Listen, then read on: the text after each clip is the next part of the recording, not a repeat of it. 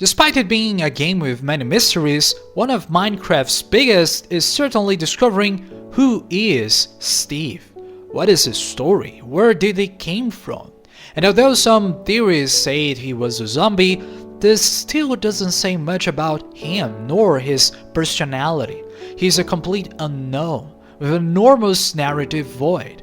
There is no childhood, no fall into the world, there are no traumas. He's simply there.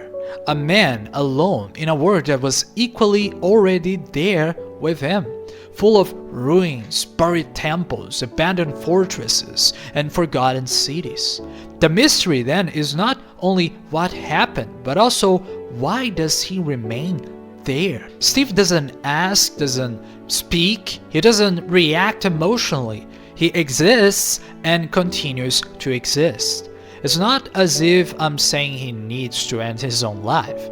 In fact, it is questioning, for what reason does Steve continues to exist? What is the meaning of this life he has? Initially, and even though I don't like these nomenclatures very much, Steve certainly fits almost perfectly into a schizoid profile. He doesn't demonstrate a need for effective bonds. After all, he's capable of spending hundreds of hours, if not thousands of hours alone, and even having any problems because of it, as happens in other games. He doesn't seek recognition, fame, or friends. He doesn't suffer, at least explicitly, with this isolation. He's not even a depressed character, he's just indifferent. Solitude is not a suffering, it is a state, perhaps his very identity. He doesn't build houses and things to live with other people, he builds them because it is functional. He doesn't even explore the world out of some existential curiosity. He explores because the world is there and allows itself to be explored. Everything for Steve is instrumental, and the whole game reinforces this posture. There are no emotional rewards, with villagers applauding Steve when he defeats the Ender Dragon.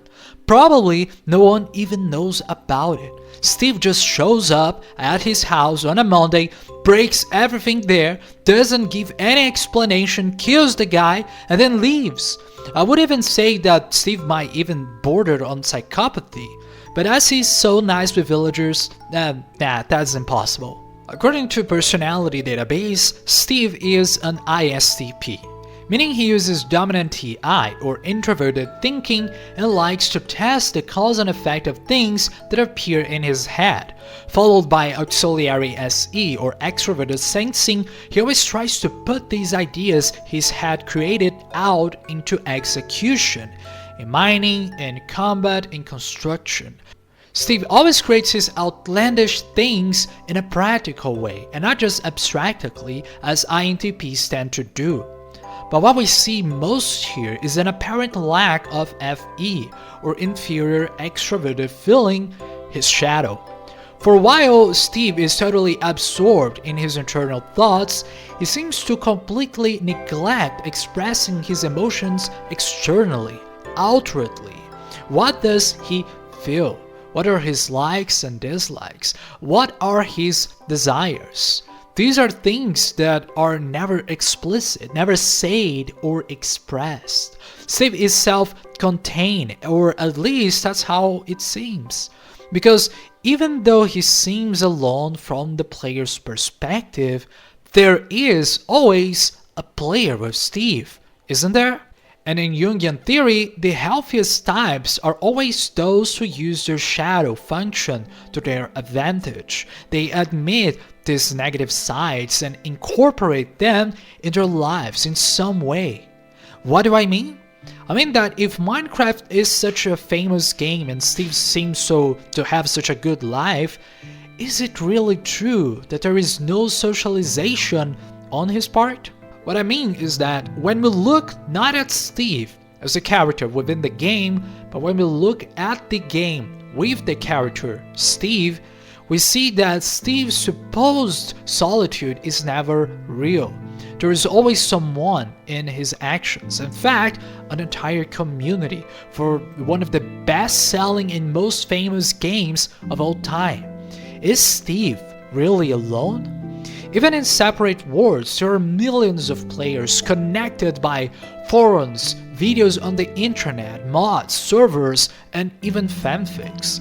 Even when the player plays alone, all this collective repertoire is present. That is, even if you play alone, maybe you started playing because a friend told you to, because you saw a video on the internet or something like that.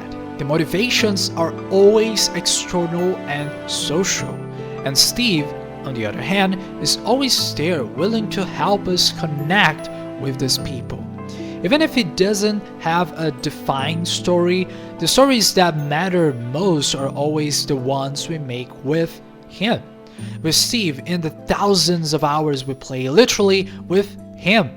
And it is probably only because of this that not only Minecraft, but also Steve has such a great success. Just like the title of the game, what matters here is not what came before, but what is created, what is crafted when we play it.